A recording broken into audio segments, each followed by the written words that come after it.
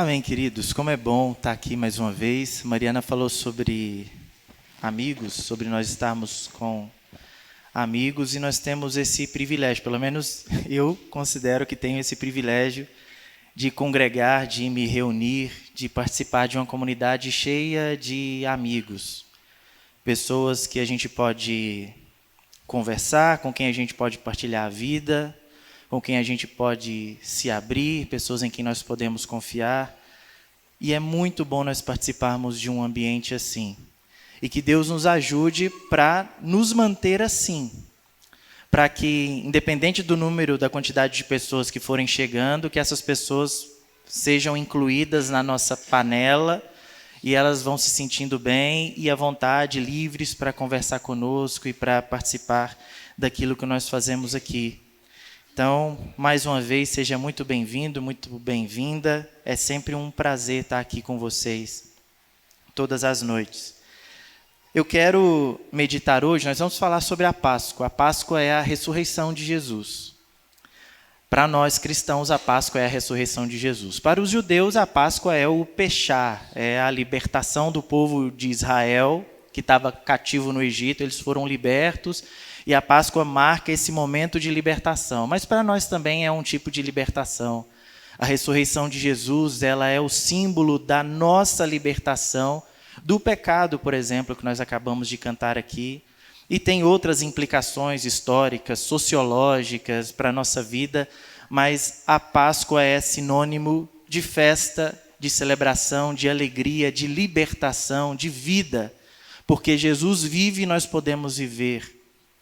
E eu quero tratar desse assunto com base no Evangelho de João, o capítulo 1, apenas e tão somente o versículo 29.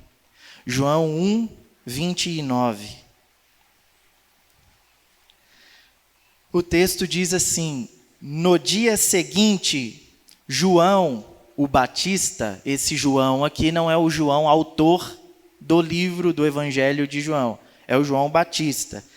João Batista viu Jesus aproximando-se e disse: vejam, é o Cordeiro de Deus que tira o pecado do mundo. Vejam, é o Cordeiro de Deus que tira o pecado do mundo. Quando João destaca Jesus no meio da multidão, é isso que ele diz: é o Cordeiro de Deus que tira o pecado do mundo. E é interessante a gente meditar um pouco e pensar sobre quem é João Batista, né? João Batista é aquele que veio para preparar o caminho para Jesus. Ele é aquele trator, ele é aquela máquina que vem aplainando, que vem deixando tudo pronto para depois Jesus passar. A função dele era essa, o preparador do caminho de Jesus. Ele até diz, uns versículos atrás, que ele é a voz que clama no deserto. João pega uma palavra, um verso de Isaías, e diz: eu sou esse versículo aqui.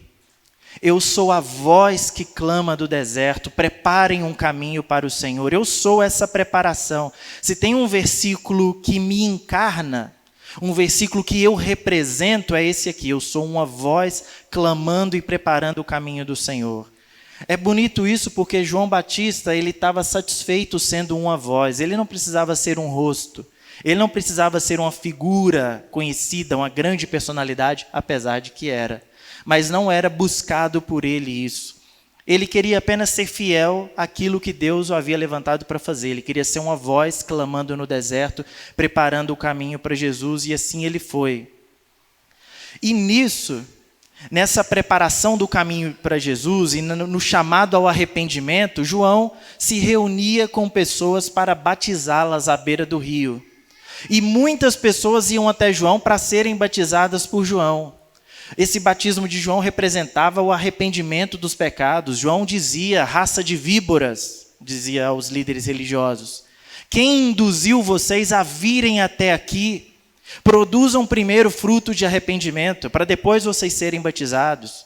para depois vocês virem até mim, para depois vocês passarem por esse ritual que eu faço aqui. Arrependam-se primeiro. E as pessoas iam até João, umas curiosas, é verdade, umas só para fiscalizar, líderes religiosos iam para fiscalizar o que João estava fazendo, e outras verdadeiramente arrependidas queriam demonstrar ali, professar ali a sua fé, demonstrar arrependimento, e João as batizava. E a gente está aqui num dia comum, João à beira do rio, batizando, e a multidão em torno dele, até que João consegue olhar no meio da multidão, e João distingue alguém.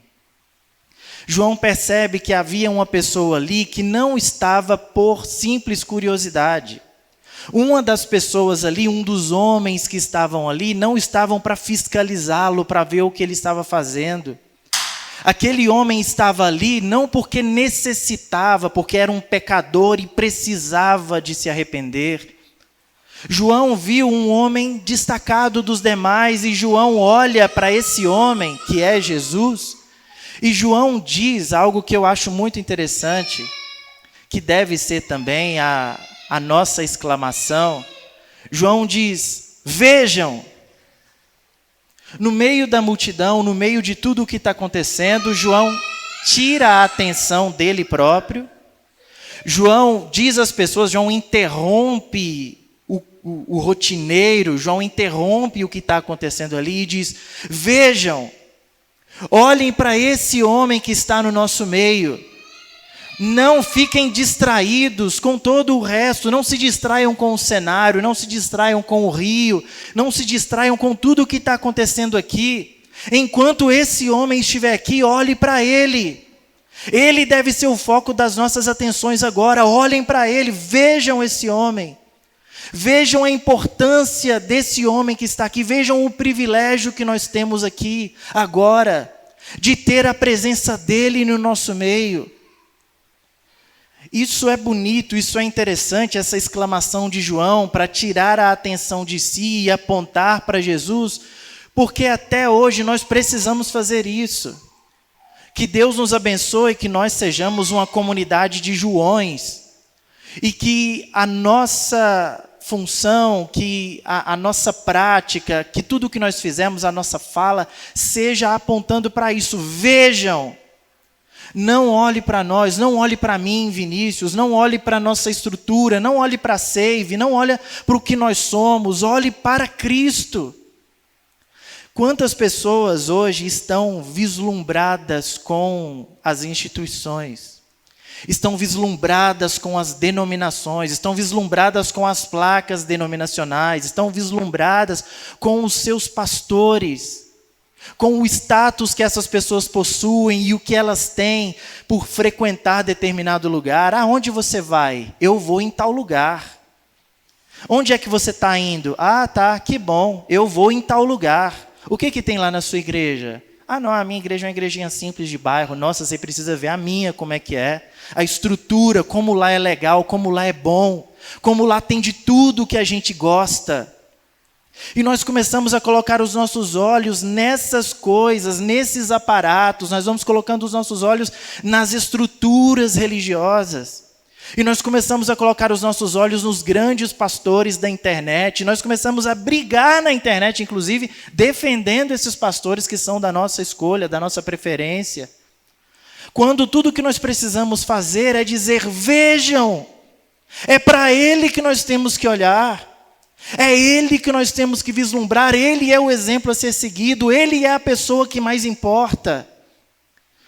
Num meio, num mundo, num contexto onde nós temos visto tantas quedas de pastores, escândalos nas igrejas acontecendo o tempo todo, eu só peço a Deus: Deus, tem misericórdia de mim. Tenha compaixão de mim e me ajude ao tempo todo a apontar para os meus irmãos o Senhor. Vejam Jesus, não olhem para mim, porque eu sou fraco, eu sou falho, eu posso cair, eu posso sucumbir, eu posso perecer, eu posso morrer. Mas olhem para Cristo, olhem para Ele, porque é nele que deve estar a nossa fé. E João diz: vejam, é o Cordeiro de Deus. É o Cordeiro de Deus. É interessante que João não diz: vejam, é o leão da tribo de Judá. Poderia dizer, porque Jesus é o leão da tribo de Judá. Mas não é assim que João referencia Jesus, não é assim que João chama Jesus. João chama Jesus de Cordeiro. É muito bonita uma passagem do Apocalipse 4, 5, se eu não me engano, onde João, agora um outro João, que escreve o Apocalipse, que tem a visão do Apocalipse, ele está no céu. E no céu, João vê um livro todo enrolado, selado por 7 selos. E não se encontra ninguém no céu, em lugar nenhum, alguém que seja digno, alguém que possa tirar os selos e abrir o livro. Não encontra-se ninguém. E João começa a chorar, porque não vai ser desvelado os propósitos de Deus que estão nesse livro. E João começa a ficar aflito e a chorar, até que um anjo vem até João e fala assim: João, o leão de Judá venceu para abrir o livro e desatar os selos. E João volta-se, João olha para o trono, e o que João vê no trono é uma expressão muito bonita do Apocalipse, é um cordeiro como tendo sido morto. João não vê um leão no trono, João não vê um animal imponente, uma pessoa imponente no trono do céu. João vê um cordeiro, um animal manso, que inclusive tinha sinais de que havia sido morto, mas estava vivo. João vê o Cordeiro de Deus, que é digno de desvelar todos os mistérios da humanidade, que cuida da igreja, que orienta a sua igreja. É por isso que João aqui diz: vejam, é o Cordeiro de Deus. E o Cordeiro lembra os ouvintes de João, os judeus, daquilo que a lei dizia sobre a prática dos sacrifícios. Os sacrifícios que deveriam ser feitos, Números 28:3 fala sobre os holocaustos e a necessidade de que o cordeiro deveria ser perfeito. Você deveria levar um cordeiro perfeito para que ele levasse a culpa do seu pecado. E quando nós olhamos para o Antigo Testamento, quando aquelas pessoas da época de João olhavam para trás, escutavam a palavra do cordeiro, eles também se lembravam da Páscoa.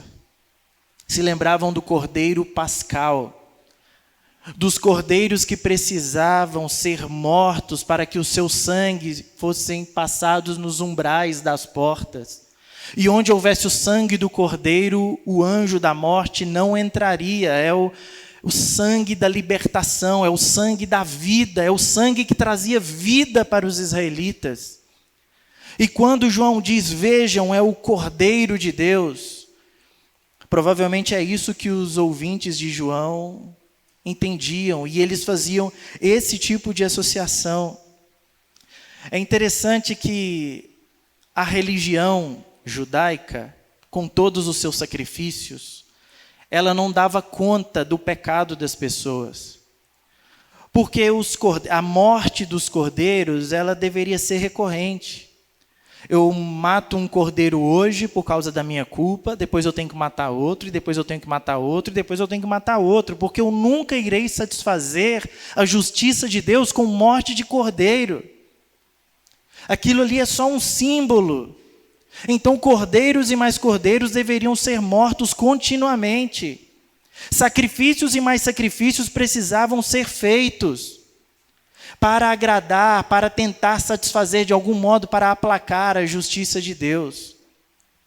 Mas João diz: vejam, não é o nosso cordeiro, não são os nossos sacrifícios, é o Cordeiro de Deus, é o Cordeiro fornecido por Deus. O Cordeiro perfeito que vem da parte de Deus, diferente dos nossos, diferente daqueles que a gente compra na porta do templo para sacrificar, diferente das nossas ofertas, das nossas intenções, dos nossos esforços, é diferente. Esse aí não é o Cordeiro nosso, é o Cordeiro de Deus, é o Cordeiro perfeito que supre totalmente a justiça de Deus, que acaba com a estrutura da religião, porque Jesus é o Cordeiro que acaba com a necessidade de mais sacrifícios de cordeirinhos. Ele satisfaz a justiça de Deus perfeitamente. Jesus era perfeito não apenas porque ele não cometeu o pecado, mas é porque ele satisfazia perfeitamente a justiça de Deus.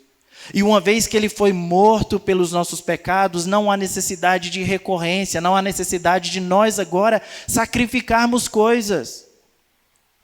A Páscoa é a voz do céu dizendo para nós: podem parar com essas estruturas de sacrifício. Parem com essas coisas de fazer penitência, parem de se sacrificar. Eu já me sacrifiquei por vocês. Eu sou o Cordeiro perfeito que se deu em favor de vocês. Não há mais necessidade de você carregar o fardo do seu pecado, da sua culpa, dia após dia. Você está perdoado, perdoada. Não há mais necessidade de nós subirmos escadas de joelhos para pagarmos algo que nós dizemos, fizemos, prometemos. Já está pago pelo sacrifício de Cristo. Não há necessidade de nós vivermos o tempo todo remoendo o nosso passado, porque está consumado, está pago e perdoado pelo Cordeiro de Deus. Nossos sacrifícios não podem, mas o Cordeiro de Deus pôde e fez no nosso lugar. E João diz: vejam, é o Cordeiro de Deus que tira o pecado, que resolve definitivamente o problema do pecado. Não há mais necessidades de período em período nós fazermos sacrifícios para pagar a culpa do nosso pecado. Não precisa mais, acabou. Ele tira o pecado. Deus não passa pano para o nosso pecado. Deus não finge que nós não pecamos ou ignora, tipo, eu tenho misericórdia do Vinícius, eu sei que ele peca, mas eu finjo que nem vejo, porque morro de dó dele. Não é essa a postura de Deus comigo. Não é essa a postura de Deus com você. Ele não passa por cima do pecado. Ele não varre para debaixo do tapete como nós fazemos. A atitude de Deus com o pecado é resolver o problema do pecado. E sabe como Deus escolhe resolver o problema do pecado? Perdoando. Perdoando o nosso pecado. Ele poderia resolver tudo de forma imediata, sendo extremamente rígido e mandando todos nós para o inferno. Mas ele escolhe perdoar. Não é que nós não pecamos, não é que ele não viu que nós pecamos. Ele sabe muito bem do nosso pecado, ele sabe muito bem quem nós somos. Ele sabe e conhece muito bem as nossas falhas, ele não ignora isso. Deus não está enganado ao seu respeito, nunca se enganou. Deus sabe muito bem quem você é e as coisas que você faz. Mas ele escolheu em Cristo nos perdoar. Por isso nós dizemos aqui, inclusive eu mencionei esse verso hoje, que se confessarmos os nossos pecados, Ele é fiel e justo para nos perdoar os pecados e nos purificar de toda injustiça.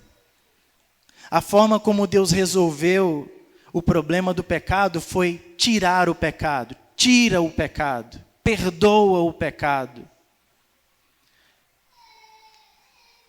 Quais pecados? O texto aqui diz, João Batista diz, ele é o Cordeiro de Deus que tira o pecado do mundo. Isso fala sobre a abrangência da obra de Cristo e o que Cristo fez. Ele tira o pecado do mundo. Sabe o que isso representa, meus queridos? Isso significa que a obra de Cristo, que o que Ele fez, é suficiente para perdoar os nossos pecados mais leves e aceitos socialmente, mas também aqueles mais vergonhosos e inaceitáveis socialmente. Isso significa que a obra de Cristo é capaz de perdoar todo Israel, que era a nação escolhida por Deus, mas também perdoar pessoas de todas as tribos, povos, línguas e nações, pessoas de todos os lugares, de todo o mundo. Isso representa que o perdão de Jesus é para os pecados que foram cometidos no passado, mas também é para os pecados que cometemos hoje e os que cometeremos amanhã. E também significa que o perdão de Deus não é só para os pecados dos outros. Às vezes a gente pensa isso, né? Eu fui longe demais. Eu não tenho perdão. Deus perdoa os outros. Deus perdoa daqui para lá. Não. O perdão de Deus é para o pecado dos outros, mas também é para o meu pecado. Isso é Deus dizendo que ninguém está longe demais. Ninguém está afastado demais que Ele não possa buscar e trazer de volta. Ninguém é difícil demais para não ser alcançado por esse amor. Tem uma frase da Carrie Ten Boom, ela diz assim: não existe abismo tão profundo que Deus não seja mais profundo ainda. Não há limites para o amor, para o alcance do amor de Deus. E é por isso que nós celebramos hoje, porque esse Cordeiro de Deus que tira o pecado do mundo, nós não estamos aqui em memória dele. Nós não estamos aqui porque acabou, coitado, ele morreu, que pena. Vejam, olha a foto dele aqui, que pena, ele faleceu. Não, nós não estamos aqui dizendo isso. Nós estamos aqui celebrando aquilo que João viu no céu. É um cordeiro como tendo sido morto, mas estava vivo. Estava vivo, sentado num trono, governando a história, governando a sua igreja, tomando conta de nós, tomando conta das nossas vidas. Porque Ele vive e nós podemos ter esperança. É porque Ele vive, é porque hoje é Páscoa, porque Cristo ressuscitou, que nós temos esperança de vida eterna. Ele venceu o nosso inimigo mais difícil. Aquilo que é invencível para nós é a morte. Não tem solução, nós costumamos dizer isso. Para todo o resto tem solução, não tem solução para a morte. Mas inclusive a morte Ele venceu, então tem sim solução para a morte em Jesus Cristo. Tem solução para a morte por aquilo que Cristo fez. E isso me enche de alegria, porque eu sei que um dia eu vou poder me encontrar com pessoas que já se foram. Essa semana eu estava muito angustiado. Eu fui lavar vasilha em casa e começou uma música que me lembrava muito meu amigo que faleceu, e eu comecei a chorar muito enquanto lavava vasilha. Mas a Páscoa me lembra que um dia eu vou poder me reencontrar com Ele. Um dia eu e você poderemos dizer: papai, mamãe, que saudade que eu estava. Mas graças ao sacrifício de Jesus eu posso vê-los novamente. Porque Cristo vive, eu pude encontrar vocês de novo. Porque Cristo vive e nós veremos os nossos amigos de novo, nós veremos os nossos familiares de novo, por causa da obra de Cristo, por causa do que nós estamos celebrando hoje, porque Ele vive e nós podemos crer. Nós podemos confiar, há uma esperança ainda. Por isso, meu querido, não desperdice esse momento, não desperdice Cristo entre nós. Vejam, é Cristo entre nós, Cristo vivo entre nós. Não há nada que seja difícil demais para Ele, não há situação, não há circunstância que seja irreversível para Ele. Cristo pode fazer todas as coisas, Ele vive. Ele não está morto, Ele está entre nós. Que isso possa encher a nossa vida de esperança, de alegria, de regozijo, de paz, por saber que um dia nós estaremos juntos com Ele. abraçando pessoas queridas que já se foram, abraçando os que ainda estão aqui e que talvez irão antes de nós. Nós nos reencontraremos todos por causa do que Cristo fez. Eu gostaria de orar por você, se você puder ficar de pé.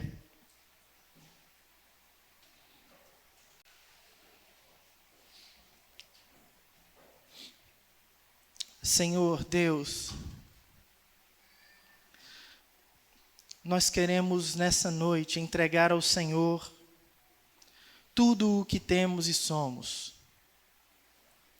O Senhor não exige de nós os nossos sacrifícios. O Senhor já se deu por nós, já se sacrificou por nós. O Senhor quer a nossa vida como somos, como estamos, e nós a entregamos ao Senhor. Alguns de nós estão regozijantes, estão alegres, estão felizes, estão gratos por tudo que o Senhor tem feito. Louvado seja o Senhor.